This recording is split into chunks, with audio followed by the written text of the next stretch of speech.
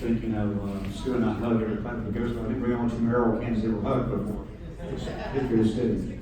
And great respect for Sue. I also served in the Transportation Policy Council for about a decade when I was mayor of Kima.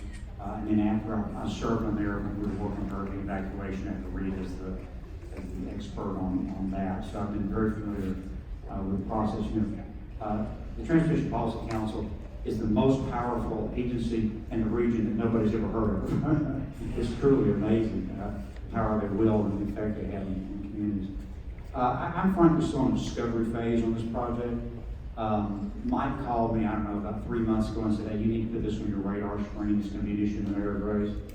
I do think that something needs to be done to unscramble the spaghetti bowl around downtown. I think it's a real impediment. We have the kind of growth that we're projecting. I think something's going to have to be done.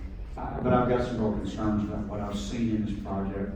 I'm very concerned about the effect it's going to have on the east end and that sort of canyon we're going to create between the east end and downtown, which currently does not exist. And let me just tell you, when you see all those pretty pictures about those deck parks, that will never happen. I think that will never, ever happen. It's way too expensive. Nobody can put the money up to do that.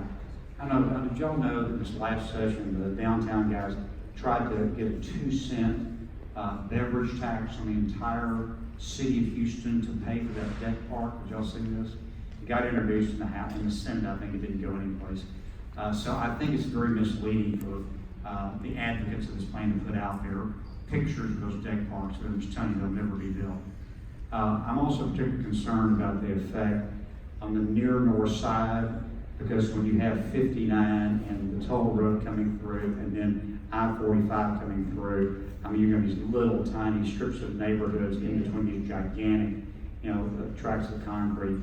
I mean, you really kind of have to wonder, is all of that really necessary in those 3 different divisions like that? So, look, one thing about, I'm just talking about politics for a second. The old saying, follow the money. If you want to know what the motivations are in politics, why things are being done publicly, it's follow the money. In this race, I'm not accepting any campaign contributions from the contracting, engineering, infrastructure community. Now, it's pretty easy for me to say because I'm not going to get any anyway. But they're not going to affect me. Let me tell you, after this race is over and I'm mayor, I'm going to close my campaign account. And I'm not going to take any campaign contributions during the time that I'm mayor.